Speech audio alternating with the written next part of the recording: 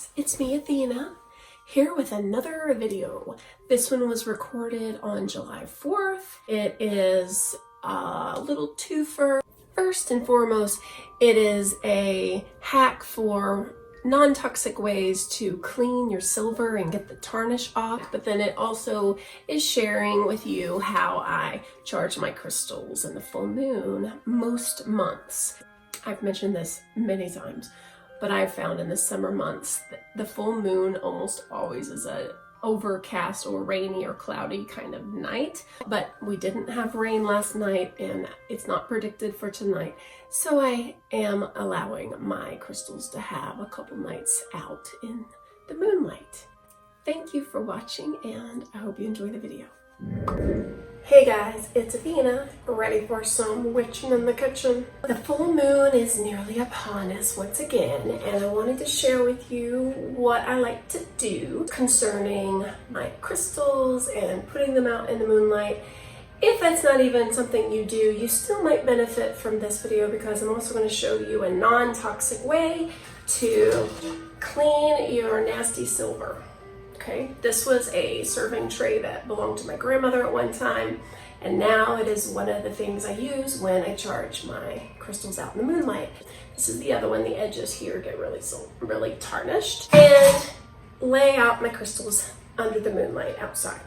I will say I also have one other giant circular tray that is not crystal. I shared it with you years ago when I first bought it at TJ Maxx for $15 for this big honking thing. So this and those are just a couple of the things I put outside every full moon. If it's a particularly good full moon where it's really clear, even a day or so early, I'll do it from the day before to the day after just to give them as much charge as they can get. This full moon, this month also, there's an eclipse, so I love that. I think that is super interesting. What you'll need for the cleaning of silver portion of this video is hot water, boiling if you can, and baking soda. Alright, I always buy things in the largest containers possible to minimize packaging. I also have a tray to catch spills, but this is a messy process. Normally I put on gloves, but honestly I can't find my gloves. I think I took my kitchen gloves somewhere to use as emergency quarantine gloves, just in case. So I didn't feel like searching. Okay, get this out of the way a little bit. So let's start with the first one, shall we? Oh, there's one more ingredient I forgot to mention. Aluminum foil. I prefer to not get out new aluminum foil if I can help it. I save aluminum foil that is used for other things. Obviously, if there was cheesy, baked on, greasy stuff, I wouldn't use that, but these were probably used to wrap around something at one time and it was still clean. So again, I keep it rather than throw it out because it's perfect for this. Without the foil, this won't work as far as I understand. So I'm going to take these pieces of foil. I'm going to lay them on top of my tray. Now I also am aware you can't see my tray and I don't know if I'm going to angle you down or not. Might be helpful if I did. So going to use some of my baking soda. You don't need to worry about measurement. It doesn't matter. I'm going to actually sprinkle some of this baking soda on top of here. Looks like that. My water is finally boiling. Let's see, I'll angle you down because really what's the point? Okay, so can you see? Okay, that kind of works. I'm going to use this hot water that I preheated up and here we go. Let's see how this works. I'm going to grab a soft cloth and wipe it and see if this is working. Kinda. I think I've seen some places to use vinegar, but you don't need that unless you're trying to make a little volcano, right? That's a little bit better. I don't know if you can tell. This one definitely needs a lot more. So I'm going to sprinkle around here.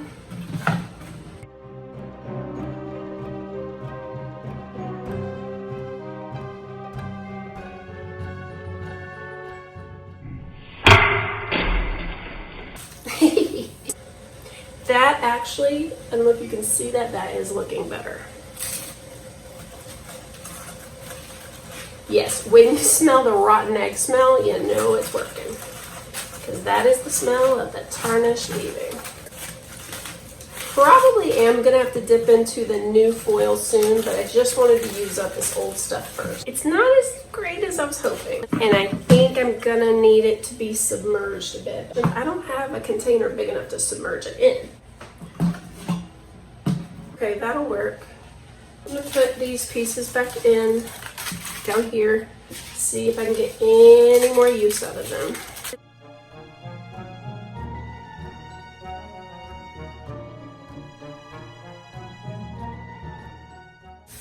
Oh, it stinks. Okay, I actually got to show you. Look at the edge of that. That is what's supposed to happen. Do you see that? Yeah. Being submerged is key.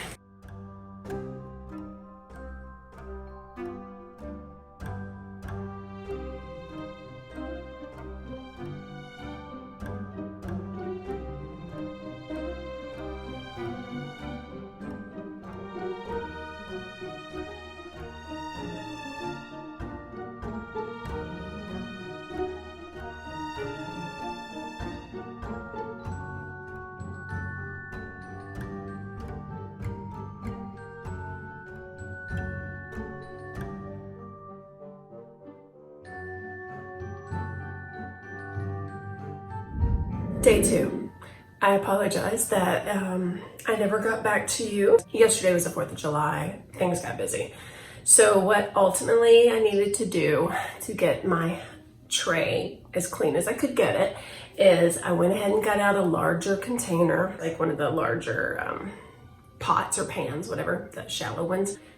Lined it with the foil, threw in some baking soda, and the real secret is you have to have boiling water. I got it clean. I put my crystals on it last night and they're all outside. So I figured I would go ahead and show you the finished product now with the crystals on it. It's 11 o'clock in the morning. The sun's shining on them.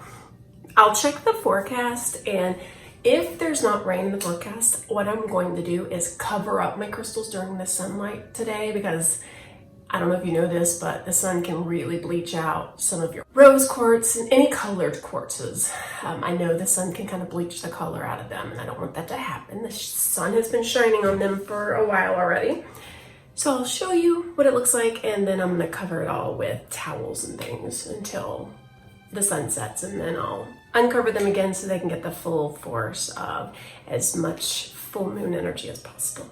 The deck area is an absolute mess. Okay, oh Lord, it's so hot.